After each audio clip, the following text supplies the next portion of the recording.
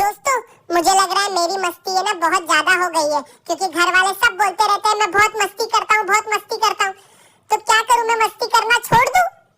अगर एक छोटा बच्चा मस्ती करना छोड़ देगा तो वो बच्चा नहीं, वो तो कच्चा कहलाएगा।